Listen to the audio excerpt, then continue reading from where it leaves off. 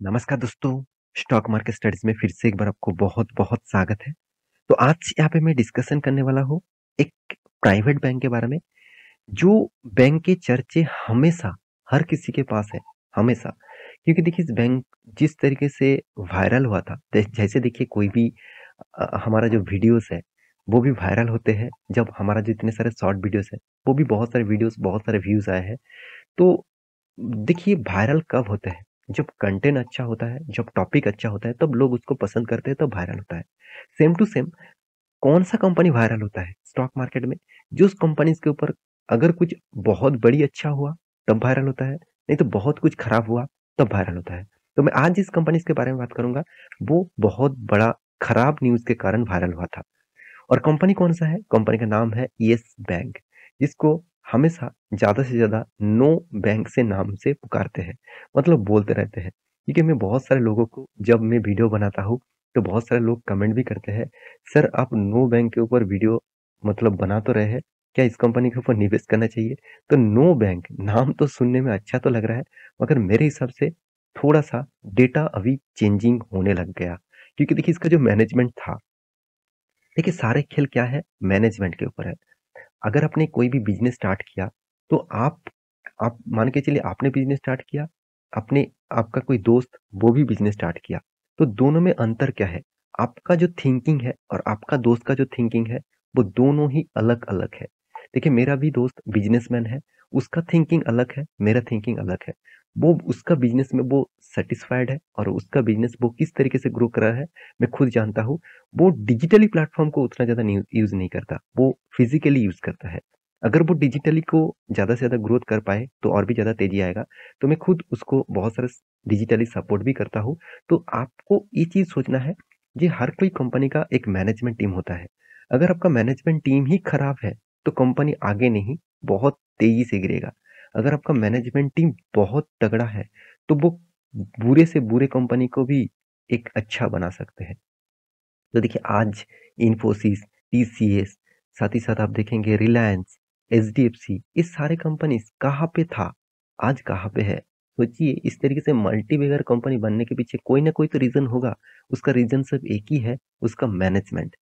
तो Reliance sorry yes bank का जो मैनेजमेंट है, वो किस तरीके से परफ़ॉर्मेंस किया और कंटीन्यूअसली किस तरीके से परफ़ॉर्मेंस कर रहा है, वो सारी रिपोर्ट आपको मैं इसीलिए दिखाता रहता हूँ, क्योंकि देखिए आपने जो सोचा था, आपने जो थिंकिंग रखा कि जो बैंक बर्बाद हो चुके हैं, वो फिर से खड़ा नहीं हो पाएँगे। ऐसे बहुत सारे एग्ज़ाम्पल्स हैं, जो बैंक नहीं बहुत सारे कंपनीज़ हैं, जो बहुत तेज़ी से गिर रहा था और एक दिन 3-4 रुपये में चलने वाला कंपनी, आज वो अच्छा खासा लेवल में चला है, 500-600 के रुपीज़ में भी ज़्यादा चल रहा है। तो स्टेबिलिटी तभी मिलता है जब उसके ऊपर पोटेंशियल आते हैं। तो उसी के बारे में बात करूँगा तो वीडियो को लास्ट तक देखिएगा और अभी तक आपने इस चैनल को सब्सक्राइब नहीं किया तो ज़रूर कर लीजिएगा। तो सबसे पहले मैं माइंड दिग्गज वेबसाइट के ऊपर आ चुका हूँ। इस न्यूज़ के ऊपर जाकर आप इस न्यूज़ को देख सकते हैं। तो पूरा डिटेल्स में यहाँ पे आपको डिस्कस करने वाला हूँ। देखिए क्वार्टर 3 का रिज़ल्ट अपडेट आने वाले हैं, तो उससे पहले येस बैंक ने एक बहुत बड़ा अपडेट दिया, जिसके चलते हुए 5 दिन में अच्छा खासा एक रैली देखने को मिला है इस बैंक के ऊपर। देखिए, बैंक क्या बता रहा है, अब ध्यान से इस चीज़ को देखना, तभी आपको और भी डेटा और भी डिटेल्स क्लियर हो जाएगा। देखिए डिपॉजिट रेज़ 16%, यहाँ पे देख सकते हैं will loans and advance growth 12%। इसका मतलब क्या है? डिपॉजिट रेज़ 16%, इसका मतलब 16% का डिपॉजिट बढ़ चुके हैं, जो सबसे ज़्यादा इम्पोर्टेंट पॉइंट्स है कोई भी बैंकिंग के लिए। और क्या है? Loans and advance grow 12%, company का जो लोन बाँटा जाता है, जिससे कंपनी का रेवेन्यूज़ आते हैं, वो कितना ग्रोथ किया? 12%। तो ध्यान से इस चीज़ को देखिएगा, 16% का डिपॉजिट इंक्रीज़। तो एक चीज़ चलो मैं आपको दिखा देता हूँ। देखिए कंपनी का कासा रेशियो, आप कहेंगे सर कासा रेशियो यहाँ पे क्यों दिखा रहा है और कासा रेशियो क्या है? कासा मतलब सी का मतलब है करंट अकाउंट और एसए का मतलब है सेविंग अकाउंट। तो इस सेविंग एंड करंट अकाउंट से कम बैंकिंग के हाथ में कितना पैसा जमा हुआ, वो यहाँ पे आप देख सकते हैं। 31% उतना ज़्यादा नहीं है, फिर भी उतना कम भी नहीं है। तो कंपनी ने यही इसी चीज़ को यहाँ पे बताया है कि कंपनी के ऊपर जो बैंकिंग के ऊपर जो डिपॉज़िट किया गया, वो 16% के आसपास इंक्रीज़ हुआ।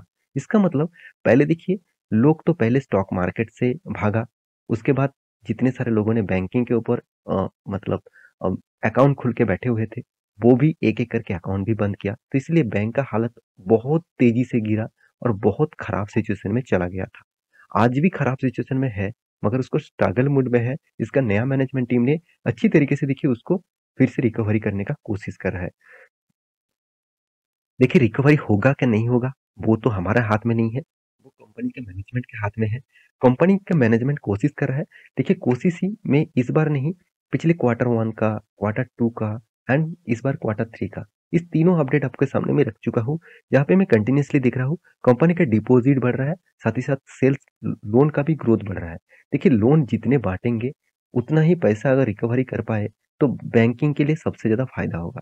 इस बैंक का सबसे ज़्यादा डूबने के पीछे कारण कौन-सा है? आप सभी जानते हैं, बहुत सारे कंपनीज़ को लोन तो बहुत ज़्यादा बाँट दिया, मगर वो कंपनी क्या किया? टोटली लोन को डिफ़ॉल्ट कर दिया। मतलब वो कंपनी टोटली बंद हो गया। इसके कारण इसके जो लोन था, वो मिल नहीं रहा।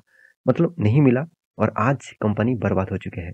देखिए इसका एक रेशियोज़ मैं आपको दिखा दूँ, तो अभी और भी क्लियर हो जाएगा। आप ध्यान से देखिएगा, इसका एनपीए मतलब कंपनी का एनपीए देखिए लगातार ग्रोथ हो गया। पहले इसका एनपीए बहुत अच्छा खासा था।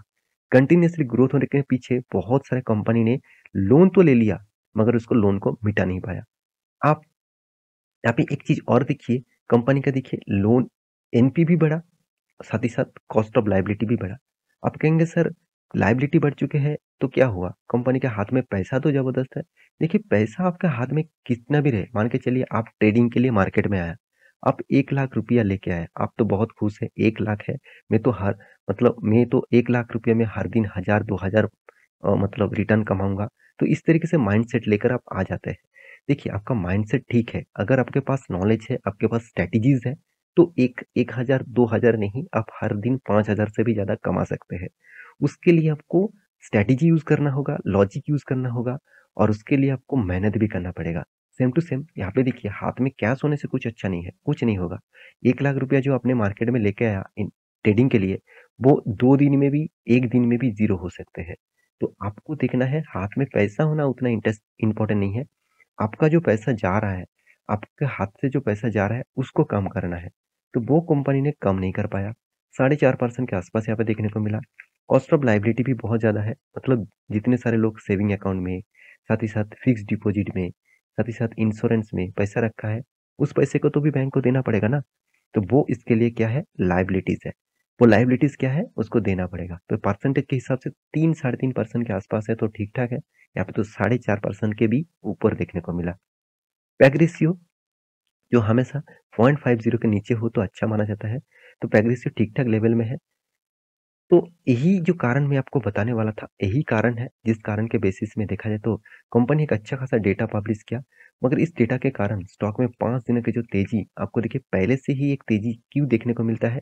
क्योंकि जो रिपोर्ट आपके सामने आते हैं, उससे 1-2 दिन पहले ही जितने सारे इंस्टीट्यूशन है उसके पास आ जाता है। तो वो क्या करते हैं, पहले ही एंटर हो जाता है और जब आप एंटर होते हैं, तब वो स्टॉक ऑलमोस्ट हाई में होता है, उसका प्रॉफिट निकलने का टाइम आ जाता है। तो फिर भी वो तो ट्रेडिंग वाला काम हो गया। एज़ ए इन्वेस्टर के पर्पस में आप देखेंगे तो 1 मंथ में अच्छा खासा रिटर्न दिया। 6 मंथ में भी चलो 68% का रिटर्न दिया। इसी चीज़ देखकर लोग ज़्यादा से ज़्यादा निवेश कर रहे हैं। क्योंकि देखिए जो कंपनी ₹12 में चल रहा था, आज कितना ₹21 के आस-पास है। इसका मतलब और अगर ₹3 चला जाए, तो कंपनी आपका फंड डबल कर देंगे। तो 2 गुना आपका फंड कर देंगे। तो इस मेंटालिटी से आप मत निवेश करिएगा, क्योंकि इस मेंटालिटी से ज़्यादा से ज़्यादा मतलब रिटेल पब्लिक निवेश करते हैं और फँस जाते हैं। क्योंकि देखिए, एक 5 साल की मैं डेटा दिखा दूँ, तो पूरा का पूरा हालत ही खराब हो जाएगा। क्योंकि जो कंपनी 400 लेवल में चला था, आज कितना ₹21 में। कंपनी तो एक टाइम कोविड के सिचुएशन में भी आपको बात करूँ, तो कोविड के सिचुएशन में कंपनी कोविड के बाद करीबन 15, 13, ₹10 के आसपास भी चले आए थे। इतना लो लेवल में यहाँ पे देखिए, ₹10-11 में आपको दिखा रहा है। तो ये जो लेवल है, इतना लो लेवल से फिर से वो खड़ा हुआ। तो खड़ा होने के पीछे एक ही कारण है, उसका मैनेजमेंट टीम। तो अंत में एक ही चीज़ कहूँगा इस कंपनी के बारे में, जो कंपनी अच्छा खासा एक परफ़ॉर्मेंस तो कर रहा था, कुछ गलतियों के कारण, कंपनी का मैनेजमेंट के गलतियों के कारण, ना सोच समझ के ही बहुत सारे कंपनी को लोन देने के कारण, इस कंपनी का हालत आज इसी लेवल में आके खड़ा हो गया। तो क्या इस कंपनी के ऊपर निवेश करना चाहिए? देखिए एज़ ए ट्रेडर, आप एज़ ए ट्रेडर हैं, तो आपके लिए इस कंपनी के ऊपर ट्रेड ज़रूर करना चाहिए क्योंकि यहाँ पे मोमेंटम बहुत अच्छा मिलता है। और एज़ ए इन्वेस्टर तो मैं ज़रूर कहूँगा अभी भी इन्वेस्टमेंट करने का टाइम नहीं आया, तो कुछ क्वार्टर्स का रिज़ल्ट आने दीजिए। कंटिन्यूअसली अगर क्वार्टर का रिज़ल्ट आपको कंटिन्यूअसली अच्छा दिखे, अगर प्रॉफ़िटेबल में कंटिन्यूअसली देखते रहे, तो साल भर 1 साल वेट करिए। उसके बाद अगर प्रॉफ़िटेबल मार्जिन बढ़े, तो तब इस कंपनी के ऊपर ज़रूर कुछ डिसीज़न लेना। तो आशा करता हूँ सारी जानकारी आपको मिल चुका है। मेरे वीडियो कैसा लगा ज़रूर कमेंट करना। इसी तरीके से वीडियो पाने के लिए चैनल को सब्सक्राइब भी करना। मिलते हैं नेक्स्ट नया स्टॉक लेके, तब तक के लिए अच्छे से रहिए, अपना ख्याल रखिए। Bye bye.